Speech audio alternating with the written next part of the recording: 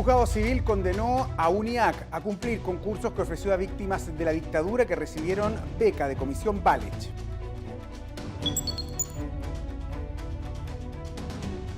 Pareja de ladrones es condenada a 17 años de cárcel por el robo de 15 chocolates.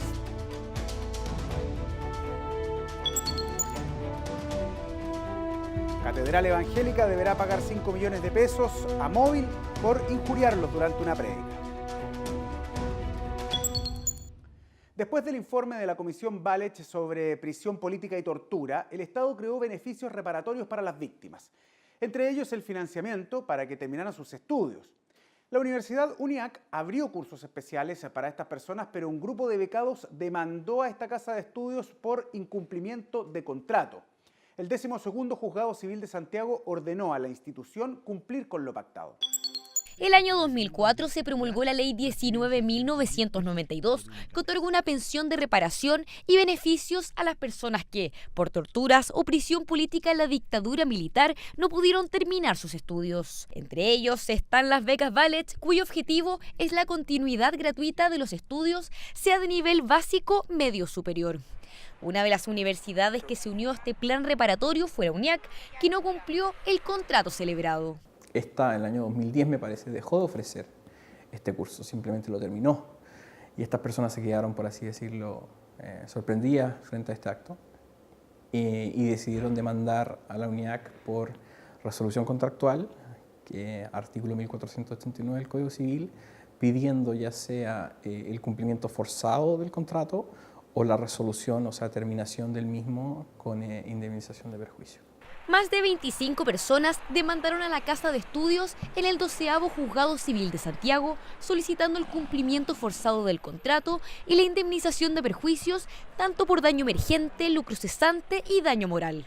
En el sentido de señalar la existencia del contrato, la existencia de una obligación que no se ha cumplido, dando lugar primeramente al cumplimiento forzado, es decir, que efectivamente se deben otorgar las prestaciones ofrecidas. En relación con la responsabilidad civil contractual, señala que efectivamente existe responsabilidad civil contractual por parte de UNIAC, dado que existió un contrato válidamente celebrado, hubo incumplimiento contractual, ¿cierto? Existe relación de causalidad y existe un daño. Aunque la Ley 19.992 no especifica qué tipo de cursos se pueden financiar con las becas Balich, los cursos impartidos por la UNIAC no servían para finalizar los estudios interrumpidos. Sin embargo, al ser fondos públicos, el Tribunal Civil descartó la indemnización por daño emergente. Este programa PET al final no conducía a ningún grado o a ningún título académico. Entonces al final las personas decían, está bien, me estás dando 3 años y estoy estudiando 3 años, pero no me estás dando un grado o un título académico. En cuanto al daño emergente, el tribunal entiende que no corresponde, toda vez que los estudios fueron cancelados en virtud de una beca. En cuanto al daño emergente tampoco se considera porque, el lucro cesante, porque la sola obtención de un grado o título académico no da la consideración para obtener inmediatamente algún beneficio económico. Respecto a la solicitud de indemnizar por daño moral que corresponde al sufrimiento de la víctima por el incumplimiento contractual, el tribunal determinó que la actuación de la UNIAC implicó un costo de oportunidad para los afectados y que sus expectativas en el mundo laboral se vieron frustradas. Un daño que se ve reflejado en que las personas no pudieron acceder a su título profesional, a su estudio, y eso significó un grave daño hacia las personas que no pudieron hacerlo, sobre todo desde el punto de vista del daño psicológico, el daño moral, que es lo que el tribunal termina acogiendo.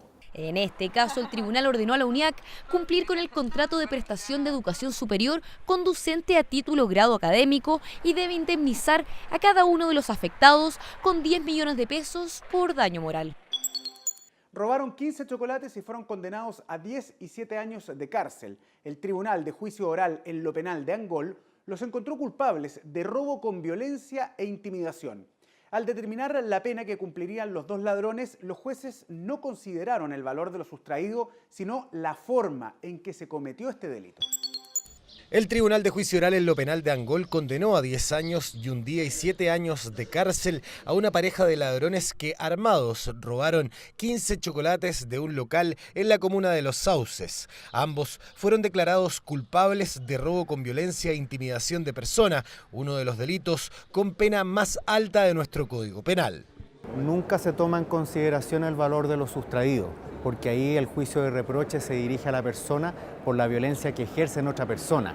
Es irrelevante si le roba un Casio de 1.000 pesos o un costoso Rolex de $1 millón. El reproche ahí es la violencia que se ejerce en un ser humano. El artículo 439 de nuestro Código Penal establece que se estimarán por violencia o intimidación en las personas los malos tratamientos de obra, las amenazas, ya para hacer que se entreguen o manifiesten las cosas, ya para impedir la resistencia u oposición a que se quiten o cualquier otro acto que pueda intimidar o forzar a la manifestación o entrega. Ese es el medio empleado por el hechor para poder sustraer la cosa, para apropiarse de la cosa, para vencer la esfera de resguardo de la cosa y constituir una nueva esfera de resguardo. Si eso sucede, bueno, evidentemente la pena asociada al delito aumenta considerablemente. En el caso del delito de robo con violencia e intimidación, ¿cierto? La pena es de presidio mayor en sus grados mínimos a máximos. Esto quiere decir que una persona que roba con violencia e intimidación arriesga una pena que va desde los 5 años y 1 día de cárcel a los 20 años. Con la entrada en vigencia de la Ley 20.931, denominada Agenda Corta Antidelincuencia, cambiaron algunas sanciones en los delitos contra la propiedad, específicamente en los casos de reincidencia, como fue lo que le ocurrió a Sergio Rocha, de 30 años, el que deberá pasar 10 años y 1 día en prisión. Si concurre la reincidencia y el tribunal así lo declara, entonces el tribunal tiene que eliminar el grado inferior de la pena, que es presidio mayor en su grado mínimo. O sea, no, la pena que va de 5 años y 1 día a 10 inmediatamente debe ser excluida, ¿ah? Y por lo tanto la pena mínima que puede imponer el tribunal, ¿ah?, en ese sentido es la pena de 10 años y 1 día. La pena resulta llamativa considerando que se robaron solo 15 chocolates. En un hecho, de pronto la cosa, el valor económico es insignificante, pero hubo violencia e intimidación en las personas y más encima de la persona reincidente. Si ese es el caso, evidentemente, por aplicación de las reglas expresas del Código Penal, el juez tiene que aplicar una pena alta y no le queda más que aplicarla, pese a que considere de pronto que por política criminal la pena podría ser desproporcionada. El delito de robo con violencia e intimidación de la persona también tiene medidas especiales en lo referido a la libertad condicional a la que puedan optar estos delincuentes. El decreto de ley 321 establece que aquellas personas condenadas por este tipo de delito solo podrá optar al beneficio cuando cumplan 2/3 de su condena. Un 24 de julio del año 1998, una noticia remeció a la sociedad chilena. Marcela Casanueva fue degollada al interior de su departamento. La cerradura no estaba forzada y no había indicios de robo. Menos de 48 horas después de ocurrido este crimen, una mujer se acercó a la Policía de Investigaciones para entregar una grabación que vinculaba a su exmarido con este asesinato. Esta mujer era Emma Pinto, quien resultó ser la principal sospechosa de un caso que mezcla misterios, celos y espionaje. Espionaje, celos y demencia, una mezcla que llevó a Emma Pinto a cometer uno de los homicidios más terribles del siglo XX en Chile. Marcela Casanueva, asesora del Ministerio de Vivienda, fue asesinada de 2 estoques en su cuello. En la escena del crimen quedaron indicios, pero ninguna prueba directa que vinculara al imputado.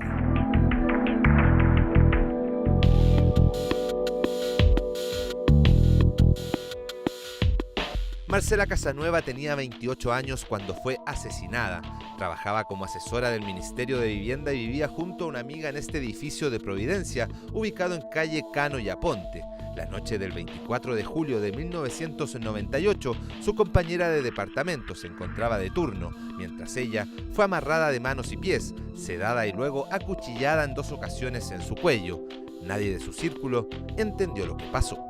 Ella era una persona muy querible, era una persona muy afable, muy cariñosa, que había logrado crear en torno a ella un círculo de mucho afecto, de mucho reconocimiento también profesional. De modo que no se tenía noticia alguna de ningún tipo de enemigos, enemigas que ella hubiera podido tener. La PDI no descartó de plano un robo, pero en el lugar no faltaba nada, solo había desorden. Una compañera de trabajo de Casanueva le dijo a la policía que la víctima había recibido algunas amenazas días antes de una mujer que le decía que le había quitado a su marido. Ella pensaba incluso que de quién se refería era de la compañera con quien vivía ella en ese tiempo en el departamento. Ignoraba lo que sucedía y no entendía por qué la amenazaban a ella si ella tenía una relación estable con otra persona. 2 días después del crimen, Emma Pinto llegó a la brigada de homicidios en Providencia. En un comienzo nadie le prestó atención, pensaron que se trataba de una persona demente. Sin embargo, el inspector Héctor Arenas pidió a sus subalternos que si regresaba la derivaran con él. Era una persona con problemas psiquiátricos severos. No me atrevería a decir cuál era su patología específica porque en ocasiones se presentó como una psicópata pura, con rasgos psicopáticos puros, pero en ella se notaban muchos cambios. Nos daba la impresión que en ocasiones hablábamos con una persona y a los 2-3 días se nos presentaba una persona completamente distinta. Durante su relato, Emma Pinto afirmó tener las claves que podrían resolver el acertijo policial, entre ellas escuchas telefónicas realizadas por un investigador privado. Y presenta unas grabaciones que fueron hechas en el mismo departamento, en forma fraudulenta, por Dante Jurtronic, de la Casa del Espía. Eso está completamente comprobado porque incluso están los cheques, el cheque con que Emma Pinto le pagó para que hiciera esta escucha telefónica. Y en esa grabación se menciona el departamento, el número de departamento, las personas que están ahí, incluso el nombre de Marcela Casanueva. Y estas grabaciones ella las va a presentar como evidencia para indicar de que quien cometió el crimen, ella piensa que es su esposo, que es un médico anestesiólogo. Las grabaciones fueron encargadas por Pinto a raíz de sus celos enfermizos. Alguna vez escuchó sobre ese lugar y fijó su vista ahí. Ella asumía que el departamento de Cano y Aponte era un lugar donde había fiesta y engaños. Detrás de un homicidio y de todo delito hay un móvil, hay un interés. Y claramente aquí el móvil que finalmente uno, y de manera indirecta, lograría encontrar, es que Emma Pinto con su marido, que reitero con el cual tenía una relación fracturada, y se estaban disputando la tuición de su único hijo, de alguna manera Emma Pinto pretendía involucrar a su marido como autor de este homicidio, de modo que ella entonces pudiera continuar con la tuición de su hijo. De alguna forma ella quería inculpar a su esposo en el hecho.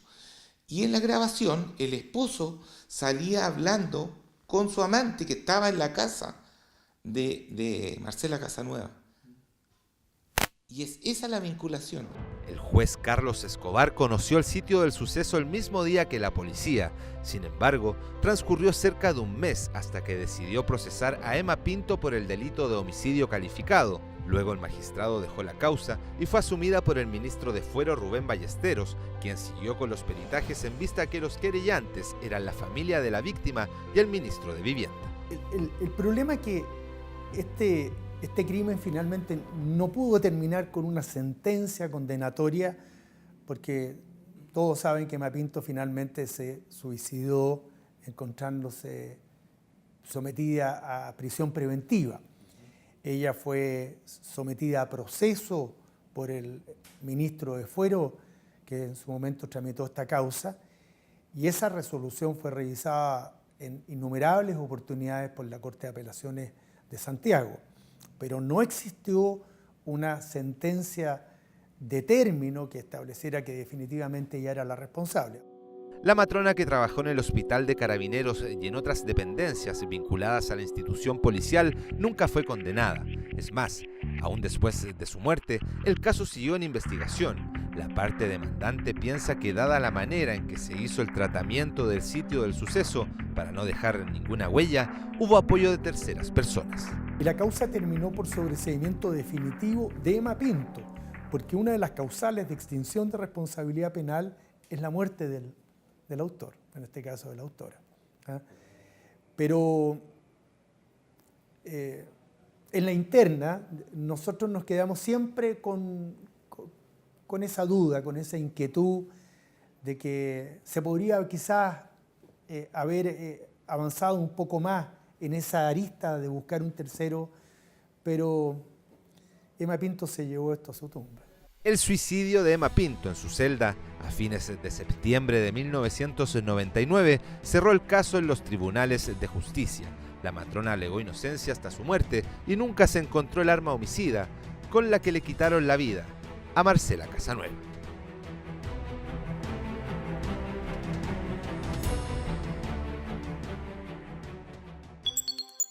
El Movimiento de Integración y Liberación Homosexual demandó a la Catedral Evangélica por injurias durante una prédica dominical. El 25º Juzgado Civil de Santiago le dio la razón a la organización no gubernamental y ordenó indemnizarla por más de 5 millones de pesos. El Movimiento de Integración y Liberación Sexual Móvil demandó a la Catedral Evangélica por un discurso que consideró de odio homofóbico e injuriar a la organización no gubernamental en una prédica dominical en noviembre del año pasado. El predicador sostuvo en dicha oportunidad que el Móvil H lo que trataba de hacer, promoviendo un proyecto de ley que bajaba la edad para el delito de sodomía, lo que estaba tratando de hacer era validar de alguna manera la violación de menores de edad.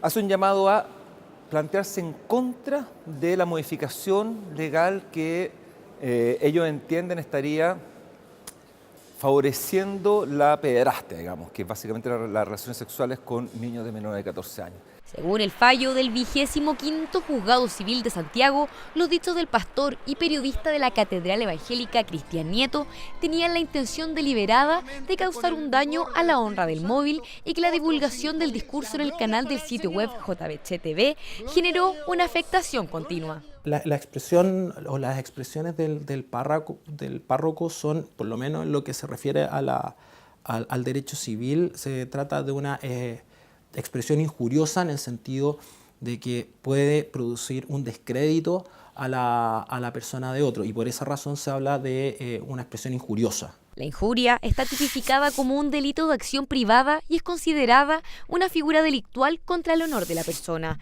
Según establece nuestro Código Penal, corresponde a toda expresión proferida o acción ejecutada en deshonra, descrédito o menosprecio de otra persona. Está convocando a tener una misma visión respecto del móvil.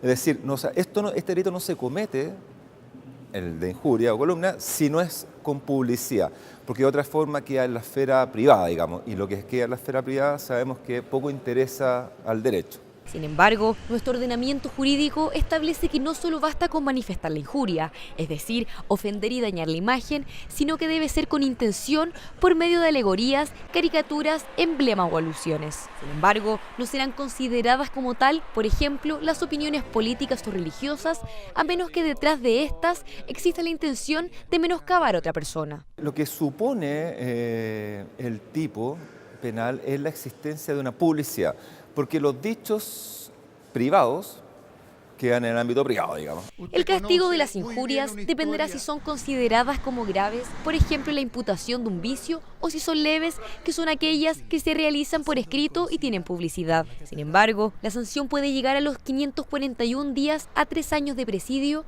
y a multas que van desde las 10 a 20 unidades tributarias. Que esto se haya dicho en el marco de la celebración del culto religioso, que se da en público, y en segundo lugar que no solamente con eso, la prédica fue publicada en un sitio de internet, por lo tanto se le dio publicidad a las calificaciones efectuadas por el párroco. Si una persona es víctima de injurias, debe presentar una querella en un juzgado de garantía.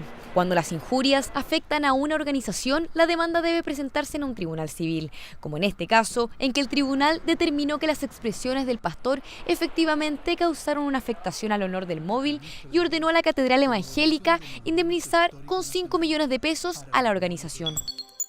Una familia chilena que quedó prácticamente botada en Francia por una huelga de pilotos de Air France demandó a la aerolínea por daño moral y emergente. El 12º Tribunal Civil de Santiago determinó que una huelga no es motivo para no cumplir con el contrato y por ello los condenó a pagar una indemnización. Las vacaciones soñadas en familia se volvieron una pesadilla al retorno. No por el término de los días festivos ni por dejar los lindos paisajes de Europa, sino que por no tener vuelo de vuelta. La aerolínea Air France nunca les informó que su viaje había sido suspendido y recién se enteraron a 2 días de regresar a Chile y solo gracias a un llamado de la agencia de viajes Cocha que los alertó de la huelga de los pilotos de la empresa francesa. Esto trajo como consecuencia, evidentemente, que estas personas quedaran botadas en París y que luego hayan tenido que buscar una solución alternativa para volver a Chile, lo que les significó, lo dice el fallo casi textualmente, un viaje ridículamente largo, habiendo además perdido 2 días más en Europa, los niños perdido clases, el padre de familia perdió su opción de llegar a tiempo al trabajo y haber tenido que soportar gastos de hoteles tanto en Madrid como en París por 2 días. La familia intentó contactar a la empresa Air France, llamaron a teléfonos en Chile y en el extranjero, pero no contestaron. Solo por la página web vieron un comunicado de la empresa en la que confirmaban la situación, pero de soluciones nada. La demanda se sustenta en estos hechos en concreto. Y obviamente, en derecho podríamos decir que estamos frente a un incumplimiento grave, porque aquí hay un contrato de transporte que se rige por 2 normas en nuestro derecho, el Código Aeronáutico, y hay una convención de Montreal que regula también el transporte de pasajeros.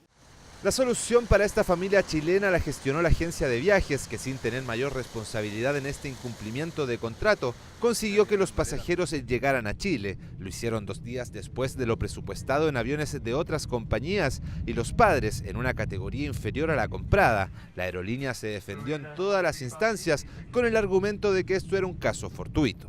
El escenario que ellos plantean es que esto es un evento que ellos no pudieron prever y dado lo anterior, ellos no han incumplido jamás y no tenían cómo cumplirlo. Es más, señalan en su demanda que siempre trataron de comunicarse, trataron de proveer algún tipo de ayuda, cosa que en la práctica, cuando uno ve el desarrollo del juicio, jamás lo acreditaron. El fallo del Tribunal Civil dictamina que la huelga de los pilotos no es un caso fortuito, ya que la empresa debería haber previsto en su programación que iba a estar en medio de una negociación colectiva y por ende bajo ese raciocinio y sobre las bases de los artículos 19 y 20 de la Convención de Montreal, el dictamen fue a favor de la familia chilena. El tribunal, con buen criterio, estimó que no se conformaban dentro de la excepción de caso fortuito por una serie de razones interesantes dentro del fallo. Entre ellas, que las compañías deben prever ciertas situaciones dentro de los procesos de negociación colectiva. Y lo segundo, que me parece muy importante, es que las compañías deben tomar las providencias necesarias con sus clientes, vale decir, avisarles y formarles algún itinerario alternativo, cosa que no ocurrió y quedó acreditado que no ocurrió. Ante este panorama, el 12º Juzgado Civil de Santiago dio por acreditado el incumplimiento de contrato, lo que fue ratificado por la Corte de Apelaciones y Corte Suprema. La empresa fue condenada a pagar 1,5 millones de pesos a cada integrante de la familia por daño moral y 1.200.000 pesos por daño emergente. Un trabajador que sienta afectados sus derechos fundamentales podrá denunciar ante la Inspección del Trabajo dichos actos realizados por parte de su empleador. Esta acción judicial se denomina tutela laboral y lo explicamos en la cápsula educativa. La tutela laboral resguarda las garantías fundamentales de los trabajadores y fue establecida en la reforma laboral promulgada el año 2007. El artículo artículo 485 del Código del Trabajo establece que el procedimiento de tutela laboral se aplica para resolver conflictos provocados por la vulneración de los derechos fundamentales del trabajador por parte del empleador. También puede iniciarse una demanda de tutela laboral si se ejercen represalias contra los trabajadores por haber iniciado acciones judiciales contra el empleador o por haber presentado denuncias en la Dirección del Trabajo. La acción de tutela laboral se presenta en la Dirección del Trabajo, que debe denunciar los hechos al tribunal competente, aunque antes debe agotar todas las instancias de mediación para corregir la vulneración de derechos. Si se prueba la transgresión, el empleador puede ser condenado a pagar multas, reparación e indemnización. En la Corte de Apelaciones de San Miguel se realizó la primera reunión de una mesa técnica compuesta por el Poder Judicial, por el Sename y el Ministerio de Justicia para trabajar en la protección de los niños, niñas y adolescentes. Esto y más en el bloque de contingencia. En la Corte de Apelaciones de San Miguel se realizó la primera reunión de la Mesa Técnica Interinstitucional entre el Poder Judicial, el Servicio Nacional de Menores y el Ministerio de Justicia. En la instancia, encabezada por la presidenta del Tribunal de Alzada, Ana Cienfuegos, la ministra María Soledad Espina y la directora del Sename, Susana Tonda, se abordaron temas relativos a la infancia y adolescencia. La evaluación es muy buena, la verdad que estamos muy contentos. Necesitamos tener este tipo de instancias con el Poder Judicial y por algo es interinstitucional. Nosotros como servicio somos parte del sistema de protección donde el Poder Judicial juega un rol importantísimo.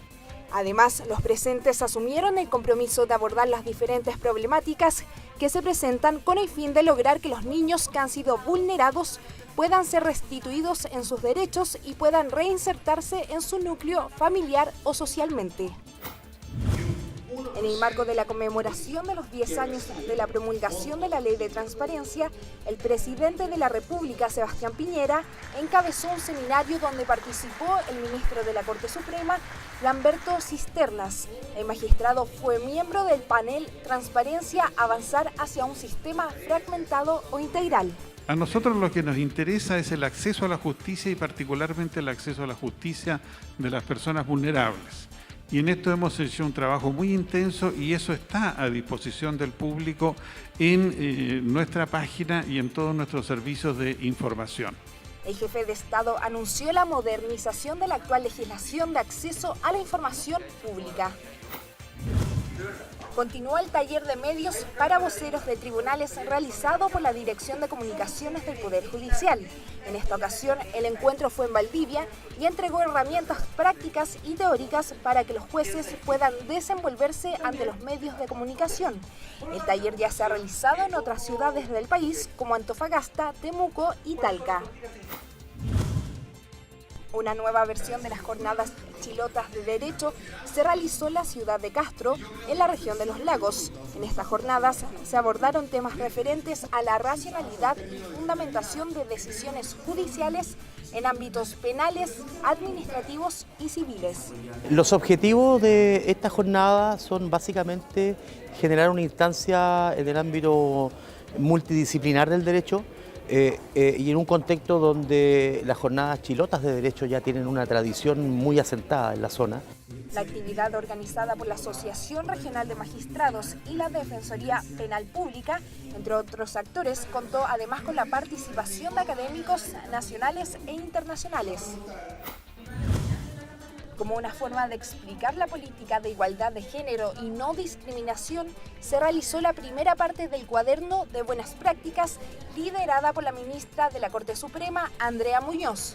La actividad contó con la presencia de magistradas colombianas quienes compartieron su experiencia en esta materia. Con el objeto preciso de explicarles en qué consiste la política de igualdad de género y no discriminación que aprobó el Pleno de febrero de este año y pedirles su colaboración para que nos ayuden a difundirla en las regiones. Como conclusión de la actividad, se encomendó a representantes de cada Corte de Apelaciones del país que difundan en regiones las diversas herramientas que facilitan a los magistrados la toma de decisiones aplicando igualdad y no discriminación. Ponemos fin a la edición de noticias del canal del Poder Judicial, invitándolos, como siempre, a revisar todas las plataformas digitales que tenemos disponibles para usted, en especial el sitio web www.poderjudicialtv.cl.